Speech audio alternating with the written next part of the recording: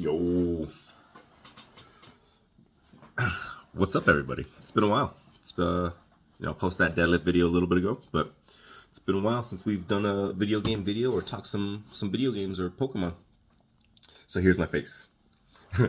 So as usual, January happened and games were played, and quite honestly, January 2024 was a PR month. I gotta say, I beat a lot of games in January.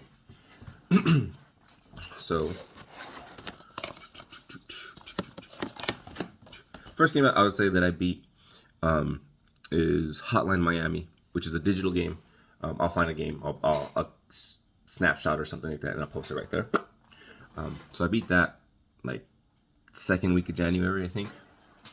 So that started us off strong. I had left it undone, clipped those loose ends, and I was able to beat that game. Then the second game that I beat after that was Beautiful Joe. I beat Beautiful Joe. This is a game that was, childhood wish. Saw this game coming out, wanted to play it, wanted to beat it.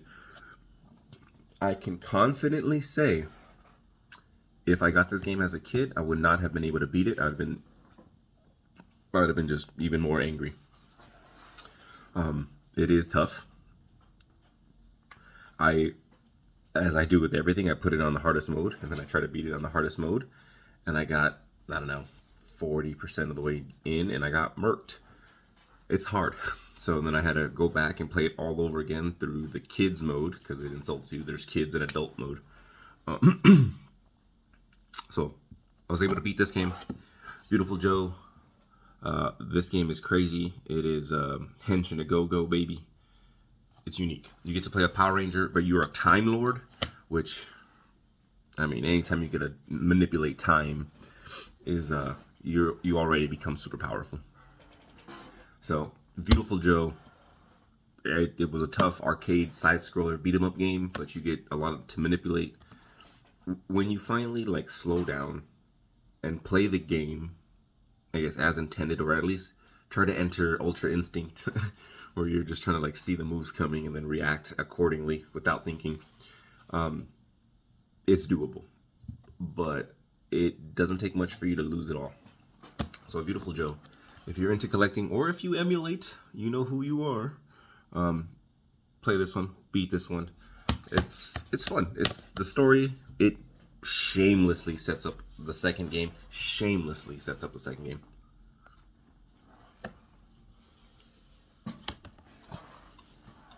Number 2. Well, what's number 3? Iron Man Air Attack 2. So if you remember a couple of my videos back, I beat the first game. The first game was another childhood game that I collected for the PS1. This is one of the very first games that kind of started this collecting thing. Decided to finally play the second game. Kind of in the middle of the day where I had nothing to watch, and we were just kind of chilling at the house. It's a simple, easier game. It's very, very direct. It's cut and dry. Good guys versus bad guys. No intense story. No twists and turns. It was fun. It's a fun helicopter game. I am a huge fan when it comes to whenever you're a small character in a big world. That's always fun for me. Twisted Metal Small Brawl is my favorite Twisted Metal, simply because of that concept, and it plays like Twisted Metal 2, so why wouldn't it be? Great game, fun to play. I beat the game with not the final helicopter, because again, this is an early PlayStation 2 game, so it's very arcade-like. You beat a level, you unlock new stuff, you work your way to get stronger and stronger, and they give you the strongest helicopter towards the end, and you would expect to use that for the final boss, but that is the worst decision you could make because the weapon is garbage. So one of the other earlier models, there's no real spoilers here. The Osprey, if you're familiar with the Osprey, but its weapon is just, it destroys the final boss. So I was able to beat him. Using the final helicopter, the supreme one. I just got smoked every time. It was a non-claw battle to try to get any kind of damage. Switch over to the Osprey, and it's just like, okay, well, he's dead. I fired 3 times and he's gone. Fun game though. Like I said, real arcadey. You get a you save your people. They get captured behind enemy lines. You go there, save people. You destroy facilities. You fight off retaliations. You take on the big bad, who is like the Red Baron, but with the tan army instead of Germany. It's a really fun game. Definitely recommend it. There's if you're collecting it, collect it. But if you are if you're emulating it, you should probably emulate this one too. Like I said, fun. Turn your brain off. Play, well, not really turn your brain off. There's some strategy. You can use the environment. You have a winch, so it's more than just your weapons. Like, yes, you have missiles and stuff, but you have a winch that'll drop down, and it's a good strategy to pick up items, and then let them go, and then let them fall onto the enemies and just crash and destroy everything on the way out. Saves ammo. RE-Man Air Attack 2 was the 3rd game that I beat in January. So I beat 3 games. That was the most games I've ever beat in a single month. I'm sure I could have done more, but I got stuck on PsyOps. That game took forever. So, and then I'm currently still playing this because I don't know what takes me so long. Yeah, well, it's because I'm playing it on critical. So, Kingdom Hearts 3.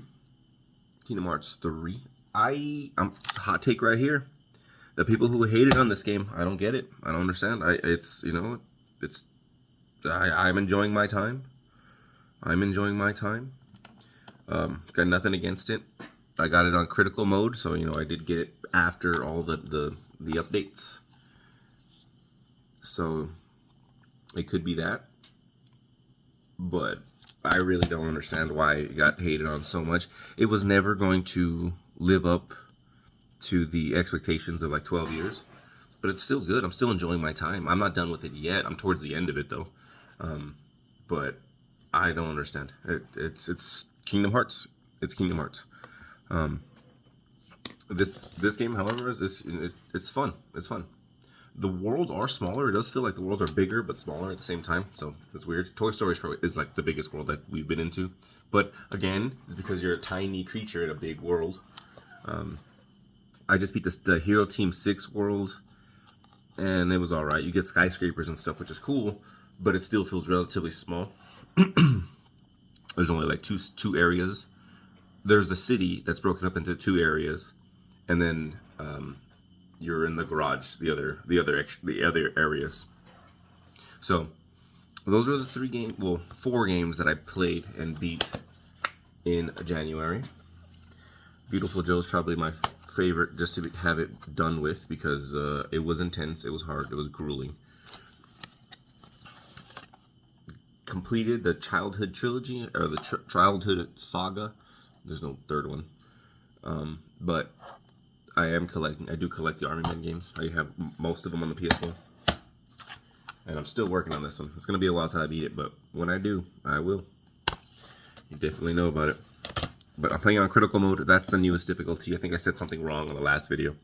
But it's called critical mode, and it's brutal. It's Dark Souls.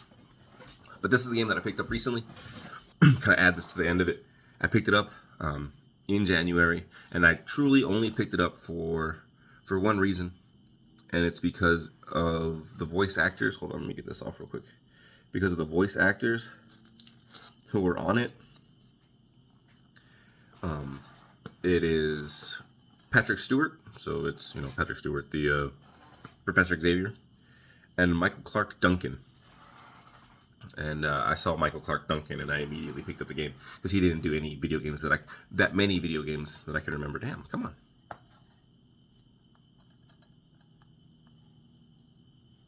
Oh man, they give me this gross. Anyways, it's called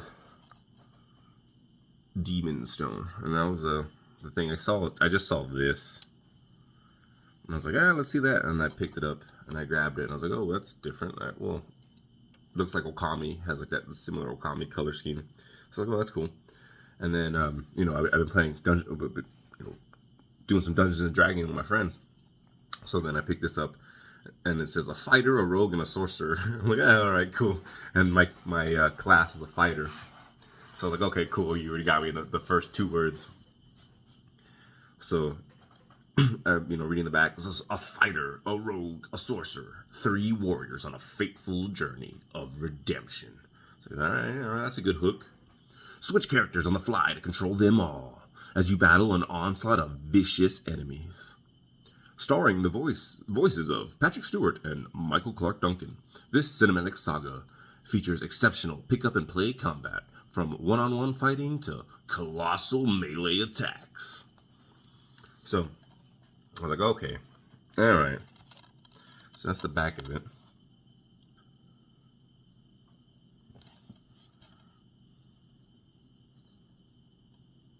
And like I said, Michael Clark Duncan was the kingpin in Daredevil, the movie with Ben Affleck, where he just grabs him and he like throws his whole body across the whole room. But he was really for health and fitness and all around just good guy.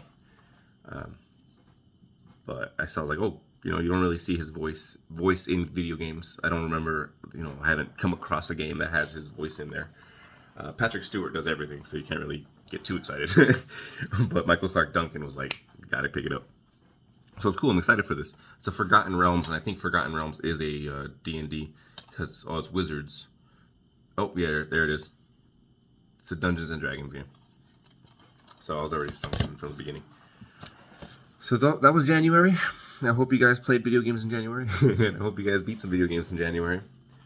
But until then, before I go. So, as you guys know, I'm a collector. I just collect things, just stuff that I like. But I also had a childhood. And we picked up some toys a long time ago that were really cool when we picked them up, and they were super available when we got them. But if you were to look them up on eBay, you're looking at 3 digits. So it's just like, how do you even? But if you like Gundams, they're called Battle Scarred Gundams. So you can see they're the I didn't really watch Gundams, but I do like just giant robots with guns. So like they're all beat up. They have battle scars. So this one, it's like MSI 8, and then here's my big boy. And I learned so much about this one recently just by watching videos and just like looking them up. Use the Google Lens thing. It's really nice. So there's a couple, just like this character, or this character, him. I never knew how to really use this damn thing. But he comes with a giant gun. Watch this.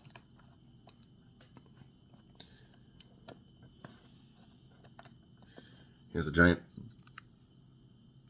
bazooka that just has a single little handle, so you would put it in his hands, but you can see his little toy hands. So this thing is super heavy, and it would always just like fall. So it'd just be a mess. But you can snap it in here as storage, or there's a little nub part on the back of this that locks into here. And again, if you watch the show, you would already know what was supposed to happen. But it clicks into here, and it creates this giant bazooka thing that just looks cool when you have it attached. And these wings come up. And that's the problem with this one, is that his legs would always come off. But the wings come up. They have jet thrusters on the bottom. And as you can see, this one is beat up. He's missing his face. This one has like slashes and holes inside the shield. And the anime apparently explains why, which of course I gotta watch the anime now. Grew up with these all my life, but didn't really watch it. And then my favorite one, because it's super awesome, and I wish I had it complete, and I used to have all the parts. Gundam Maxter. That color scheme is so sick. And of course, he's the American. So, and it's just like everything. When America, like pre-woke America. Just boxer. He's supposed to have 2 dual magnums. So just 6 shooters. He's a boxer, so these like knuckle covers come over his hands.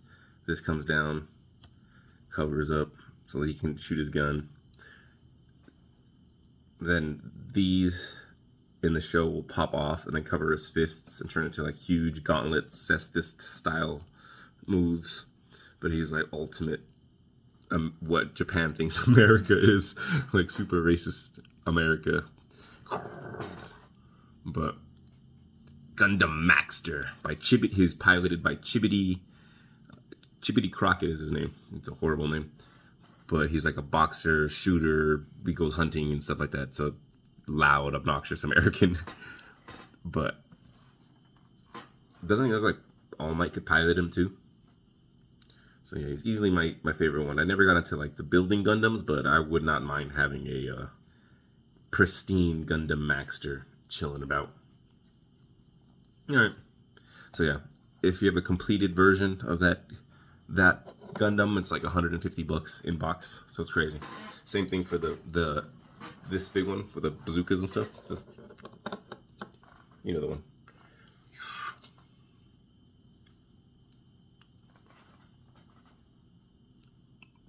It's like upwards of $150. It's crazy. Got them at Walmart for like clearance or something. Yeah. So yeah. Until next time. Buenos noches.